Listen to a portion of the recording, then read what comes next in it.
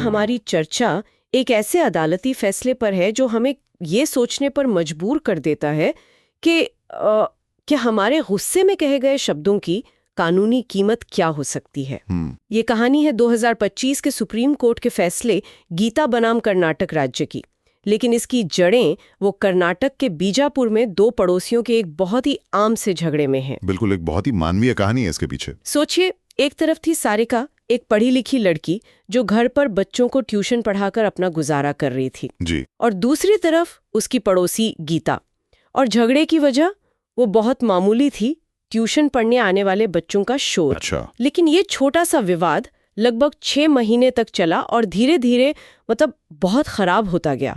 सारिका को ताने मारे जाने लगे, यहाँ तक के 25 साल की उम्र में अविवाहित होने पर भी उसे बातें सुनाई गईं। और फिर वो दिन आया 12 अगस्त 2008, जब ये पूरा तनाव एक तरह से फट पड़ा। दोनों के बीच एक जोरदार कहासुनी हुई। और इसी झगड़े के दौरान गीता ने गुस्से में सारिका से कह दिया, जाकर मर जा। ये शब्द शायद उस पल के गुस्से की उपज थे, पर उनका असर बहुत भयानक हुआ। कुछ ही घंटों के अंदर सारिका ने खुद पर केरोसिन डालकर आग लगा ली। यहीं पर आके मामला एकदम पेचीदा हो जाता है।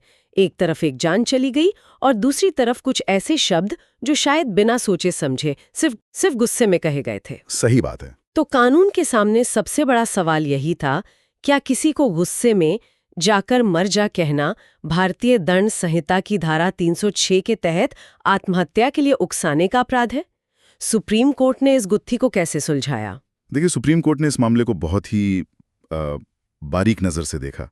अदालत ने सबसे पहले परेशान करने यानी हरासमेंट और उकसाने यानी इंस्टिगेशन के बीच एक बहुत जरूरी कानूनी लकीर खींची। अच्छा। उन्होंने कहा कि हर तरह की परेशानी या ताना वो कानूनी तौर पर आत्महत्या के लिए उकसाना नहीं होता। लेकिन ये थोड़ा अजीब नहीं लगता? मेरा मतलब, गीता ने साफ साफ कहा जाकर मर जा और सारिका ने वैसा ही किया, तो फिर अदालत इरादे की बात क्यों कर रही है? एक्शन तो एकदम साफ दिख रहा है। हाँ, और यही इस केस का सबसे जरूरी और कह सकते हैं पेचीदा पहलू है। यहीं पर कानून का एक सिद्धांत सामने आता है जिसे मेंस रिया कहते हैं। मेंस रिया? हाँ, मेंस रिया। इसका मतलब होता है आपराधिक इरादा। सुप्रीम कोर्ट ने कहा कि धारा 306 के तहत किसी को दोषी ठहराने के लिए सिर्फ ये साबित करना काफी नहीं है कि उसने कुछ कहा, ये भी साबित करना होगा कि कहने वाले का इरादा, मतलब सच में ये इरादा था कि सामने वाला आत्महत्या कर ले। तो इसका मतलब ये हुआ कि अदालत ने माना कि गीता के शब्द एक सोची समझी साजिश का हिस्सा नहीं थे। बिल्कुल। अदालत के मुताबिक गुस्से और आवेश में कहे गए शब्दों को सीधे सीधे उकसावा नहीं माना जा सकता। ठीक है।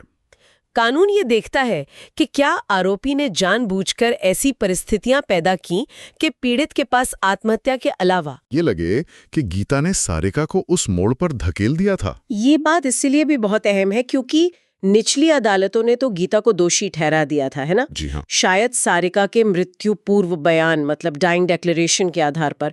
फिर सुप्रीम कोर्ट ने इसे क्यों नहीं माना? निचली अदालतों ने मृत्यु पूर्व बयान को ज्यादा महत्व दिया, जो कि स्वाभाविक भी है।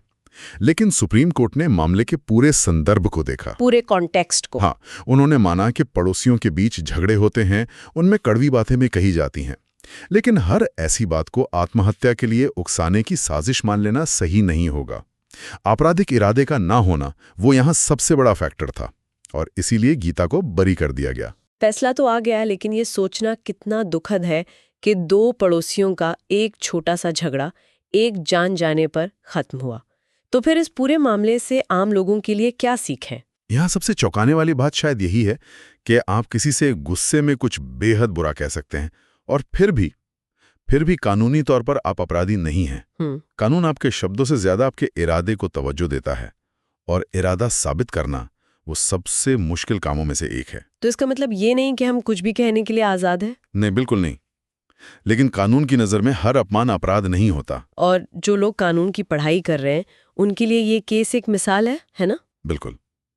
ये दिखाता है कि उकसाने जैसे गंभीर आरोप को साबित करने के लिए सबूतों का स्तर कितना ऊंचा होना चाहिए। सिर्फ कहे गए शब्द काफी नहीं है, उनके पीछे की नीयत को साबित करना ही असली चुनौती है। तो आखिर में ये केस हमें एक बहुत बड़े सवाल के साथ छोड़ जाता है, किसी के शब्दों के नैतिक और आपराधिक परिणामों के बीच कानून को वो बारीक रेखा कहाँ खींचनी चाहिए। ये एक ऐसी दुविधा है जहाँ इंसानी जज्बात और कानून का ठंडा तर्क हमेशा आमने सामने खड़े मिलते हैं।